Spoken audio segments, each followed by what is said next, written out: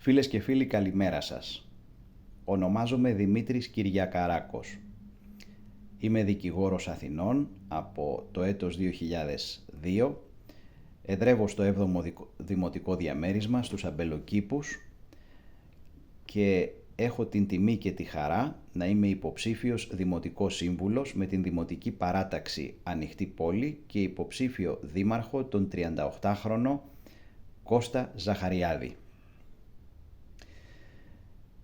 Γιατί ανοιχτή πόλη? Διότι πολύ απλά πιστεύουμε σε μια ανοιχτή πόλη. Πιστεύουμε σε μια πόλη συμπεριληπτική, μια πόλη η οποία θα διαχέει το κοινωνικό της αγαθό ισότιμα σε όλους τους δημότες και μόνιμους κατοίκους και επιτιδευματίες στην Αθήνα. Μια πόλη η οποία θα μεριμνά για την ποιότητα ζωής του πολίτη. Πότε έχουμε ποιότητα ζωής? Ποιότητα ζωής έχουμε όταν έχουμε υπηρεσίες πρωτοβάθμιας φροντίδας. Υπηρεσίες πρωτοβάθμιας φροντίδας εν ευρεία ενία δεν είναι μόνο τα αστικά κέντρα υγείας, όπου μπορεί να απολαύσουμε το check-up της προληπτικής μας ιατρικής, είναι και οι αθλοπαιδιές για όλους, για όλες τις γενναίες, για όλες τις ηλικίες, που είναι μέρος της προληπτικής ιατρικής. Είναι μετά η προσβασιμότητα στην παιδεία, στους παιδικούς σταθμούς. Δεν μπορεί ο εργαζόμενος, ο νοικοκύρης, να αντιμετωπίζει γραφειοκρατικά εμπόδια όταν καλείται να εντάξει το παιδί του σε μια δομή προσχολικής αγωγής. Είναι τα έργα υποδομής, τα οποία τα έχει ανάγκη η πόλη μας. Ζήσαμε τις καταστροφικές πλημμύρες, πλημμύρες οι οποίες ξεκόλλησαν ολάκερα πεζοδρόμια και κινδύνευσε η ακεραιότητα, ίσως και η ζωή διερχόμενων πολιτών. Είναι επίσης η χωροταξία. Η χωροταξία η οποία αγκαλιάζει το πράσινο. Η πόλη μας έχει ανάγκη να αναπνεύσει, έχει ανάγκη να φυτευτούν δέντρα, να αναπτυχθούν boulevards και αυτό δεν αφορά μόνο την πανεπιστημίου ή την ακαδημίας, που είναι, αν το θέλετε, αυτό που θα λέγαμε πιο λαϊκά η μόστρα των Αθηνών. Η Αθήνα είναι 7 Αθήνες, είναι 7 δημοτικές κοινότητες με τις δικές τους πλατείες, με μια χωροταξία πρωτοποριακή για την εποχή που αναπτύχθηκε, όταν πολεοδομήθηκε η παλιά Αθήνα. Κάθε πολίτης, κάθε νοικοκύρης δικαιούται να μπορεί να απολαμβάνει την ποιότητα ζωής στο δημοτικό του διαμέρισμα. Είτε μιλάμε για την πλατεία Πλητά στο Παγκράτη, είτε μιλάμε για την πλατεία Εξαρχείων, είτε μιλάμε για την πλατεία Πέτρουλα. Δεν είναι μόνο η πλατεία Κολονακίου και η πλατεία Συντάγματος η Αθήνα. Είναι όλες αυτές οι δημοτικές κοινότητες, οι οποίες πρέπει να μπορούν να φιλοξενήσουν μία κατά τόπον έκθεση βιβλίων, μία κατά τόπον έκθεση ανθεστηρίων, που να λέμε ότι όλοι θα πάμε στον Κολονό γιατί συμβαίνει το τάδε event. Όλοι θα πάμε στα Πετράλωνα γιατί φιλοξενείται το Δίνα πολιτισμικό γεγονός. Και ναι, θα μάθουμε και τα Πετράλωνα και όσοι δεν τα ξέρουμε, γιατί έχουν την ιστορία τους. Δεν είναι μόνο το εμπόριο, δεν είναι μόνο ο τουρισμός η Αθήνα μας. Η Αθήνα μας είναι και οι οικογένειες των μεταναστών, των προσφύγων και των απογόνων τους. Έχουμε κοινότητες όπως είναι οι Φιλιππινέζοι, οι Αιθίωπες, οι Άραβες, που είναι Έλληνες πολίτες, είναι απόγονοι προσφύγων από τη δεκαετία του 70 και του 80. Πρέπει να μάθουμε αυτές τις κοινότητες, να δούμε τις ανάγκες τους, γιατί πολλοί από αυτούς τους συμπολίτες τη μητέρα πατρίδα τους δεν τη γνωρίζουν παρά μόνο από καρποστάλ. Ναι, εμείς επιθυμούμε να νιώθουν Έλληνες, να νιώθουν Αθηναίοι, αλλά σεβόμαστε όμως και την πολιτισμική τους κληρονομιά και θέλουμε να τη μάθουμε αυτή την πολιτισμική κληρονομιά, γιατί είναι πλούτος για την πόλη μας. Θέλουμε να μάθουμε τις συνήθειές τους, τη μαγειρική τους λόγου χάριν, τα έθιμά τους, τις εθνικές τους επετείους, τι κοινό έχουμε με αυτούς τους λαούς και ιστορικά. Αυτό είναι η συμπερίληψη. Η συμπερίληψη είναι μια κουλτούρα, είναι μια στάση ζωής. Ανοιχτή πόλη έχεις όταν λοιπόν έχεις υποδομές παιδείας και υγείας και διαβίου μάθησης για όλους, όταν έχεις δομές προληπτικής ιατρικής και άθλησης για όλους, ούτως ώστε να μην συνοστίζεται το εσύ, και όταν έχεις έργα υποδομής για όλους. Το για όλους είναι εκεί ίσως πιο φύση και θέση από ό,τι για τους άλλους τομείς. Διότι οι υποδομές είναι αυτές οι οποίες δίνουν μια υπεραξία στην πόλη. Δεν έχει νόημα να αναγείρονται σύγχρονες πολυκατοικίες με μοντέρνα γραμμή, σύγχρονα υλικά, να πωλούνται 280 και 320.000 τα διαμερίσματα, όταν με την πρώτη πλημμύρα δεν έχεις πρόσβαση στην πιλωτή της πολυκατοικίας αυτής. Όταν δεν μπορεί να εκκινηθεί το αυτοκίνητό σου, διότι είναι καθυλωμένο στη γειτονιά, όταν δεν μπορείς να περάσεις το απέναντι πεζοδρόμιο. Δεν έχει νόημα να έχεις μια πόλη η οποία απλώς θα εντυπωσιάζει τον τουρίστα στο Σύνταγμα, στο Κολονάκι, στο Μοναστηράκι, σε κάποιες περιοχές τις οποίες αποκαλούμε καταχρηστικά ιστορικό, λέει, κέντρο της Αθήνας.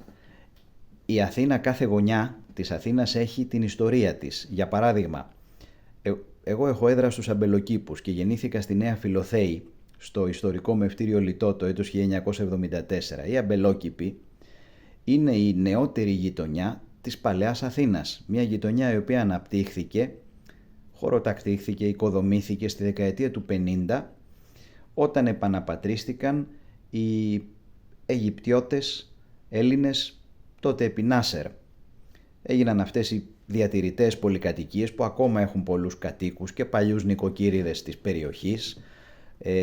Λόγω χάρη στο δικηγορικό μου γραφείο συνυπάρχω στην ίδια πολυκατοικία και με κατοίκους. Έτσι, δίπλα μου είναι μια κυρία από τις Φιλιππίνες, μετανάστρια, παραδίπλα μου είναι ένας κύριος συνταξιούχος, ο οποίος καλεί τους φίλους του για μπυρίμπα. Κάτω έχω έναν ιερωμένο, δηλαδή λογιών προσωπικότητες, οι οποίες συναποτελούν αυτό το μοσαϊκό, το χαρούμενο θα έλεγα μοσαϊκό στην περιοχή μας. Έχουμε μεταναστευτικές κοινότητες και απογόνους που έχουν ιδρύσει τα επιτιδεύματά τους, τα μίνι μάρκετ τους με προϊόντα αγροδιατροφής της χώρας τους, άνθρωποι που έχουν εγκολποθεί ομαλά στην ελληνική κοινωνία, έχουν φτιάξει το δικό τους καλό όνομα και παράλληλα έχουμε και τα πάντα μέσα στα πόδια μας. Έτσι γνωριζόμαστε σε μεγάλο βαθμό, γνωριζόμαστε στην καφετέρια που θα πιούμε τον καφέ μας, στο τάδε κατάστημα ή στο Δίνα που θα πληρώσουμε τους λογαριασμούς του κινητού μας. Πλέον υπάρχει αυτή το στοιχείο της εγκύτητας που είναι πολύ έντονο στους Αμπελοκήπους. Βεβαίως η Αμπελόκηπη είναι μια μοντέρνα γειτονιά, θα έλεγε κανείς. Και ο λόγος που αναφέρομαι στους Αμπελοκήπους δεν είναι από κάποιο σοβινισμό, είναι διότι ασφαλώς τη γνωρίζω καλύτερα από άλλες γειτονιές της Αθήνας. Η Αθήνα μας όμως είναι 7 Αθήνες ουσιαστικά, είναι 7 δημοτικές κοινότητες. Και οι 7 δημοτικές κοινότητες δικαιούνται να έχουν μια αυτοτέλεια κοινωνικής και πολιτισμικής ζωής. Για παράδειγμα, αν με ρωτήσετε ως Αθηναίος, θα ήθελα να πάω σε μια έκθεση βιβλίου η οποία θα φιλοξενείται σε μια πλατεία του Παγκρατίου, έτσι, ή σε μια πλατεία των Σεπολίων ή του Κολονού.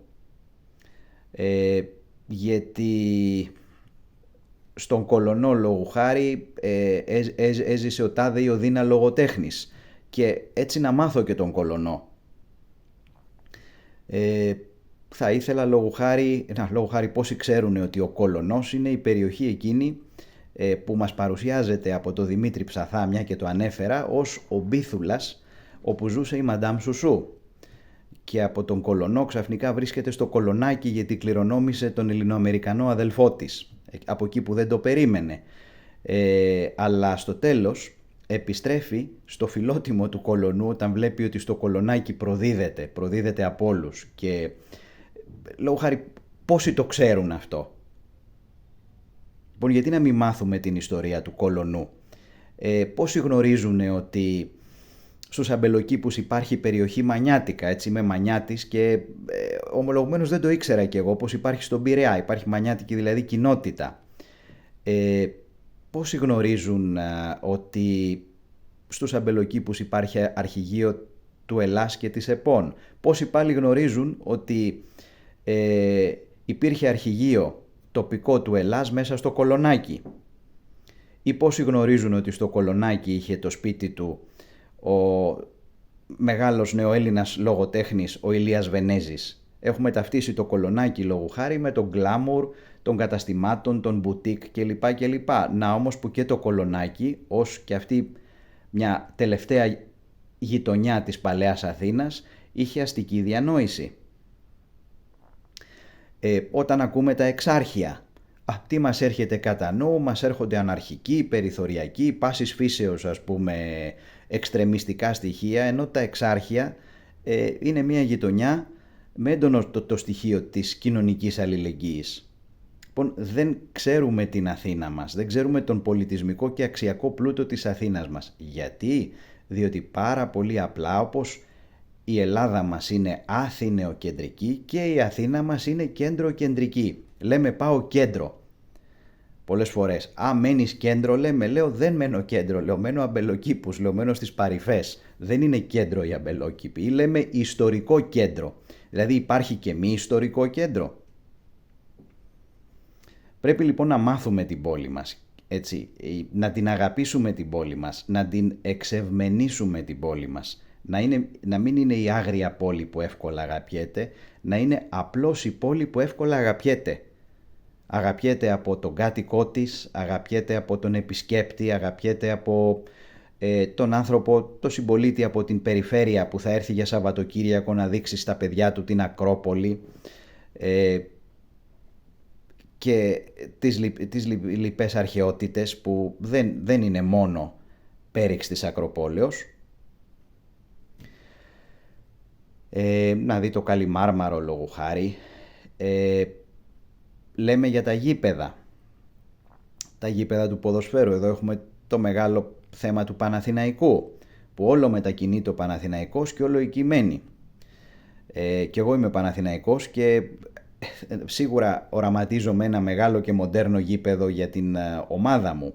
Θα μπορούσε κάτι τέτοιο να γίνει σε έναν άλλο διακριτό χώρο όμορο με την Αθήνα, όπως είναι στην Ευρώπη. Στην Ευρώπη οι μεγάλοι ποδοσφαιρικοί σύλλογοι δεν έχουν τα γήπεδα μέσα στους αστικούς ιστούς και μπορεί αυτά τα γήπεδα να έχουν και πολυχώρους και για μαζική άθληση και για παλαϊκό αθλητισμό και χώρους ψυχαγωγίας, χώρους πολιτισμού, για να αναδείξουμε την ιστορία του Παναθηναϊκού, να μάθουμε για τις μεγάλες μορφές του σε όλα τα ομαδικά αθλήματα και να υπάρχουν και καλύτερες υποδομές και για άλλα αθλήματα ατομικά, δηλαδή στίβο, άρση βαρών και ούτω καθεξής. Αυτά τα αθλήματα ενώ τα αρχαιοελληνικά. Άρα λοιπόν πρέπει να πάρουμε κάποιες γενναίες αποφάσεις και να τις πάρουμε συνενετικά. Γιατί σίγουρα ο Παναθηναϊκός είναι ένα μεγάλο στοιχείο της ιστορίας των Αθηνών. Δεν μπορεί όμως να πάρει αναβολή. Επίσης, το ζήτημα του Μπετό. Πώς κατανοούμε την ανάπτυξη της Αθήνας? Θέλουμε περισσότερο Μπετό ή περισσότερο πράσινο? Θα μου πείτε, το Μπετό φέρνει δουλειές. Όταν αναγείρονται εμπορικά κέντρα, θα εργαστεί από τον μη ειδικό, έτσι εκπαιδευόμενο οικοδόμο που συλλέγει τα περίφημα μπάζα, μέχρι τον πολιτικό μηχανικό, τον υπομηχανικό, τον δικηγόρο, τον συμβολιογράφο. Ναι, μήπως όμως όταν θα αναπτυχθεί περισσότερο το πράσινο, πάρουν υπεραξίες, καλώς εννοούμενες υπεραξίες, όχι φούσκες, οι περιουσίες των οικοκυρέων στην περιοχή?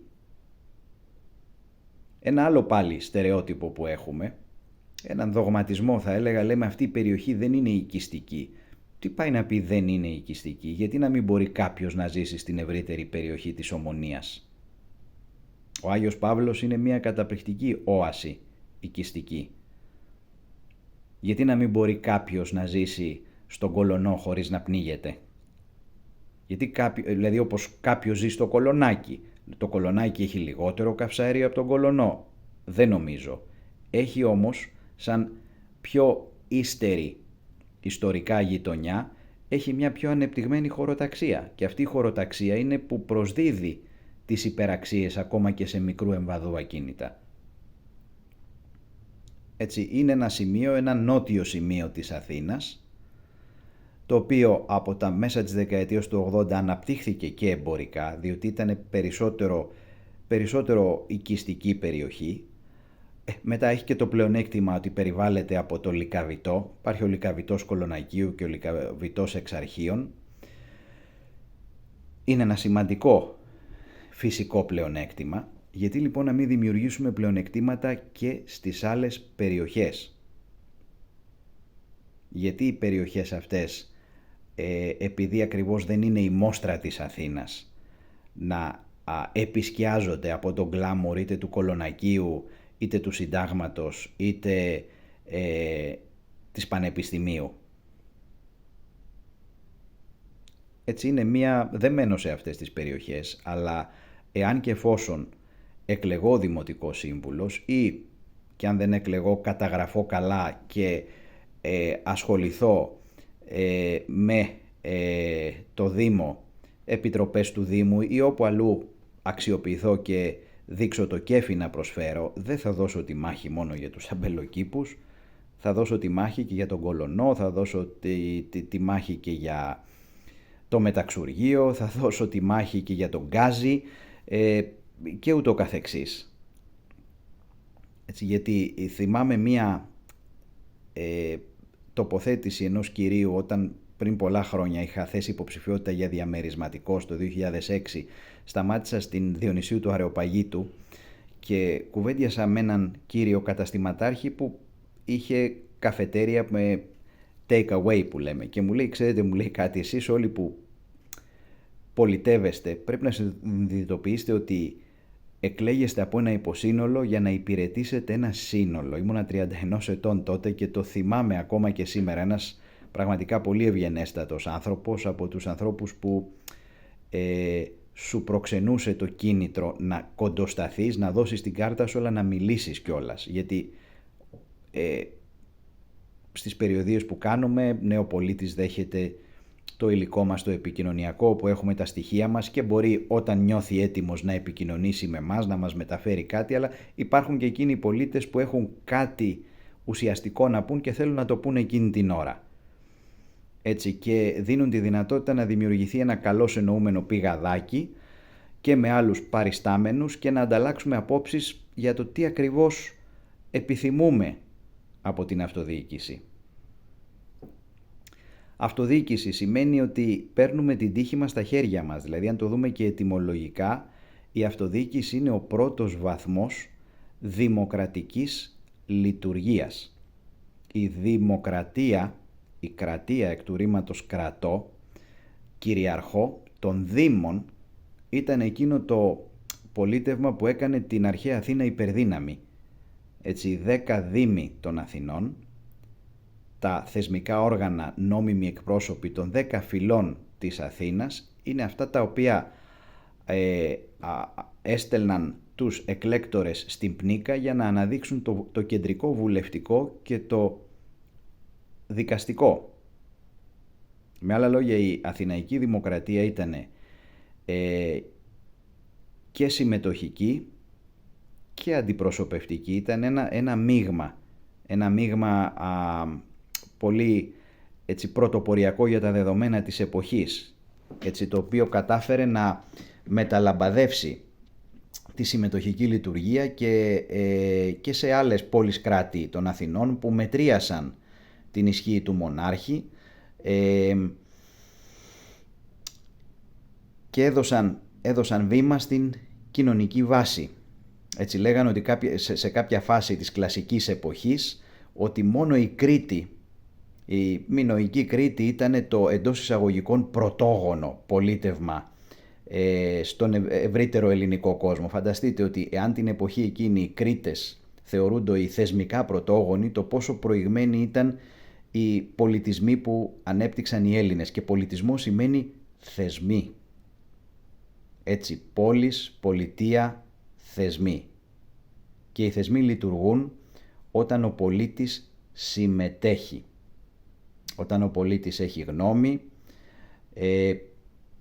ο πολίτης δεν κυβερνά βεβαίως, ο πολίτης εκλέγει αντιπροσώπους για να τον κυβερνήσουν, αλλά όταν ο πολίτης είναι συμμετοχικός, όταν ασχολείται, όταν παρατηρεί, όταν ενημερώνεται, είναι και ο καλύτερος συνεργάτης του πολιτευομένου όντως.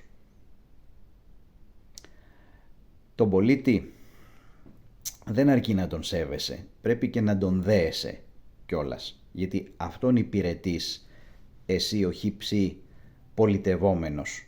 Το πολιτεύεστε δεν είναι ένα χόμπι όπως θέλουμε να το παρουσιάζουμε πολλές φορές. Είναι μια κοινωνική δραστηριότητα η οποία πρέπει να πραγματώνεται με επαγγελματισμό. Δεν είναι επάγγελμα, πρέπει όμως να πραγματώνεται με επαγγελματισμό. Αυτά είχα να σας πω. Σας ζητώ τη στήριξή σας στην Ανοιχτή Πόλη. Ζητώ να ενημερωθείτε για την Ανοιχτή Πόλη, είτε από τα κοινωνικά δίκτυα, είτε από υλικό που διατίθεται στα γραφεία μας Ξενοφόντος 7 στο Σύνταγμα, όπου μπορεί να πετύχετε και τον ίδιο τον Κώστα το Ζαχαριάδη κάποιες πρωινές ώρες και να μιλήσετε και με τον ίδιο. Ζητώ να παρακολουθείτε τις εκδηλώσεις μας, την παρουσίαση και σύσταση των κατατόπους ψηφοδελτίων που πραγματοποιούμε και για τις 7 κοινότητες. Απόψε λόγου χάρη παρουσιάζουμε το ψηφοδέλτιο των Αμπελοκήπων στις 7:30 το απόγευμα του 7ου Δημοτικού Διαμερίσματος, Αμπελόκηπη, Γκίζη, Νέα Φιλοθέη, και έχει σημασία να γνωρίσετε από κοντά υποψηφίους, να πάρετε το υλικό τους, να αξιοποιήσετε τα email τους, να στείλετε σκέψεις, προτάσεις, προβλήματα. Δεν είναι ανάγκη να είναι εξειδικευμένες ιδέες, έτσι, οτιδήποτε, και 2 γραμμές κατοικώ στην τάδε γειτονιά και έχουμε αυτό το πρόβλημα τόσα χρόνια. 2 λόγια, να μπορούμε και εμείς να περισυλλέξουμε αφουγκράσματα πολιτών, να τα ταξινομήσουμε και να αρχίσουμε από την επομένη των εκλογών, από όποια θέση και αν επιλέξετε να μας τοποθετήσετε, ακόμα και τη θέση της μείζωνος αντιπολίτευσης, να προωθήσουμε κάποια θέματα, να ανακαλύψουμε ή να σφυριλατήσουμε συσχετισμούς μέσα στο Δημοτικό Συμβούλιο, που να επιβάλλουμε με την καλή έννοια κάποια προκρίματα των πολιτών. Έτσι, έχει τη σημασία του αυτό, δηλαδή ακόμα και αν είμαστε αντιπολίτευση, μείζωνα ή ελάσσονα, εγώ πιστεύω ότι θα καταγράψουμε μια μεγάλη δύναμη, γιατί και ο υποψήφιος είναι ένας άνθρωπος πολύ θετικός ως χαρακτήρας πρωτίστως. Θα δυνηθούμε να προωθήσουμε πολλά θέματα, διότι οι συνεννοήσιμοι άνθρωποι, οι άνθρωποι με την κοινωνική ευαισθησία υπάρχουν σε όλα τα ψηφοδέλτια. Δηλαδή κάποια πράγματα δεν προσφέρονται για ιδεολογική αντιπαράθεση. Για ιδεολογική αντιπαράθεση μπορεί να προσφέρεται το αν επιθυμώ πάρκινγκ ή πάρκο, λόγω χάρη, σε μια περιοχή. Αν επιθυμώ πεζοδρόμηση ή όχι. Αλλά κάποια ζητήματα, όπως είναι τα ζητήματα υποδομών, λόγου χάρη, δηλαδή ποιος δεν επιθυμεί ενδελεχή αντιπλημμυρικά έργα που δεν θα επιτρέπουν τη δημιουργία χυμάρων μέσα στον αστικό ιστό. Δηλαδή εκεί τίθεται θέμα αν είμαι συντηρητικός, φιλελεύθερος ή σοσιαλδημοκράτης ή αριστερός ή οτιδήποτε, δεν νομίζω. Ποιος δεν επιθυμεί προσβασιμότητα για κάθε πολίτη, ανεξαρτήτως ηλικίας, ανεξαρτήτως φυσικής κατάστασης, ανεξαρτήτως κοινωνικού προσανατολισμού και εισοδηματικών κριτήριων. Ποιος δεν το επιθυμεί αυτό? Έτσι, οι Έλληνες είμαστε λαός φιλόξενος, αγαπάμε να μαθαίνουμε από οτιδήποτε είναι ξένο προς εμάς. Αγαπάμε να γνωρίζουμε, αγαπάμε να κατακτάμε. Πέραν αυτού έχουμε το ελληνικό φιλότιμο. Έχει ιδεολογία το ελληνικό φιλότιμο? Όχι. Είναι απλά φιλότιμο. Είναι η φιλία, η αγάπη για την τιμή. Θέλουμε να έχουμε τιμή. Θέλουμε να μας υπολείπτεται ο γείτονας. Λοιπόν, σε πολλά τέτοια θέματα, εκεί πλέον θα δώσουμε τα χέρια. Θα δώσουμε τα χέρια από τον πλέον αριστερό στον πλέον δεξιό συντηρητικό. Θα δώσουμε τα χέρια. Και θα πούμε ναι, το θέμα της ανακύκλωσης. Πρέπει να υπάρχουν κάδοι ανακύκλωσης. Πρέπει να υπογειοποιηθεί κάποια στιγμή η συγκομιδή των απορριμμάτων. Έτσι, δηλαδή, ποιος δεν θέλει μια καθαρή πόλη, μια πόλη με δημόσια υγιεινή? Ποιος δεν θέλει? Απλώς κάποιοι συνδυασμοί μπορεί να είμαστε ίσως πιο μερακλείδες, πιο ένθερμοι ή και πιο φανατικοί με κάποια θέματα, τα θεωρούμε ύψης της προτεραιότητας και ας μην είναι έργο το οποίο φαίνεται. Έτσι, το αντιπλημμυρικό λόγου χάρη έργο δεν φαίνεται. Έτσι, δεν είναι δεντροφύτευση για να φαίνεται. Έτσι, όταν όμως ολοκληρωθεί, ασφαλώς θα ανακοινωθεί, ασφαλώς θα επιδειχθεί στον πολίτη, θα εξηγηθεί από τους αρμόδιους, αλλά για να γίνουν όλα αυτά πρέπει να γίνει το αντιπλημμυρικό. Έχει τη σημασία του αυτό. Όπως επίσης μεγάλα έργα υποδομής πρέπει να υπόκειται σε διαβούλευση, εν ανάγκη και σε τοπικό δημοψήφισμα. Δεν μπορεί έτσι θελικά, ακόμα κι αν εμείς έχουμε την αρχή να πούμε ναι, θα ξεκινήσουμε κάτι που είναι ωφέλιμο για όλους, αλλά αυτό το κάτι έχει ένα κόστος το οποίο θα βάλει μέσα το Δήμο. Υπάρχουν οι θεσμοί της διαβούλευσης εδώ και πάνω από 15 χρόνια. Πρέπει να μπει ο πολίτης στην κουβέντα. Και θέλω να πιστεύω ότι και σε αυτό το οποίο έχει προδήλωση ιδεολογική χρειά συμφωνεί κάθε λογικός πολιτευόμενος, ο οποίος έχει μια στοιχειώδη αξιοκρατική συνείδηση και δεν αισθάνεται ότι τα ξέρει όλα. Ναι μεν πιστεύει στον εαυτό του, ναι μεν πιστεύει στην κατάρτισή του, στην επιστημοσύνη του και ούτω καθεξής, αλλά όπως καλή ώρα όταν δικηγορώ, εάν ο εντολέας μου δεν είναι συνεργάσιμος, δεν μου εξηγεί τι τον απασχολεί, με απλά λόγια, με απλά ελληνικά, δεν μπορώ εγώ να προκαλέσω την αντανάκλαση των απλών ελληνικών στα νομικά ελληνικά. Είναι ο συνεργάτης μου, ο εντολέας μου, και εγώ ο δικός του. Εάν λοιπόν ο συνεργάτης μου δεν καταθέσει την ψυχή του, δεν μου εξηγήσει τι θέλει πραγματικά να κάνει, εγώ είμαι απλά ένα άχρηστο έμψυχο εργαλείο, δεν είμαι τίποτα περισσότερο. Η επιστημοσύνη μου δεν έχει καμιά αξία. Εγώ μόνο να εμπνεύσω μπορώ να τον κάνω κύριο της υπόθεσής του. Αυτή λοιπόν είναι η δουλειά του σύγχρονου πολιτευόμενου. Έτσι, σε μια εποχή όπου περισσότεροι άνθρωποι έχουν σπουδάσει σε αναλογία πληθυσμού, δεν μπορεί να μιλάμε για μεσσίες. Είναι εξαιρετικά αυτάρεσκο το να θεωρείς ότι εσύ που πολιτεύεσαι είσαι ο Μεσσίας ή έχεις τις απαντήσεις για όλα. Σε μια εποχή που, όχι μια εποχή, δηλαδή τα τελευταία 30-35 χρόνια έχουμε το μεγαλύτερο ποσοστό διπλωματούχων και επιστημόνων σε αναλογία πληθυσμού. Πέραν αυτού δεν είμαστε ο λαός του 50 και του 70, όπου ο μέσος άρενας είχε περατώσει σχολές κάτωθι του γυμνασίου, σχολαρχείου. Έχουμε ένα λαό ο οποίος καταλαβαίνει, και ό,τι δεν καταλαβαίνει έχει την τόλμη και τη φιλομάθεια να το καταλάβει. Αυτό το συνειδητοποιήσουμε. Έτσι, μαζί λοιπόν μπορούμε να κάνουμε θαύματα. Σας ζητώ να στηρίξετε την Ανοιχτή Πόλη, να στηρίξετε τον Κώστα Ζαχαριάδη, να στηρίξετε εμένα, τον Δημήτρη Κυριακαράκο και άλλους αξιόλογους υποψηφίους που θα βρείτε στο ψηφοδέλτιό μας. Να ενημερωθείτε, να πάρετε υλικό, να δείτε ποιοι είναι οι υποψήφιοι μας και να ψηφίσετε και το ψηφοδέλτιο της Δημοτικής Κοινότητας. Δηλαδή μην το αφήσετε ασταύρωτο, μάθετε τον κόσμο. Μάθετε, στο χρονικό διάστημα που έχουμε μισό μήνα μπροστά μας. Έχετε χρόνο να ενημερωθείτε. Ευχαριστώ πάρα πολύ. Εύχομαι καλές εκλογές, καλή εορτή της Δημοκρατίας και εύχομαι μια Αθήνα ανοιχτή πόλη για όλες και όλους διατίθενται να την αγαπήσουν.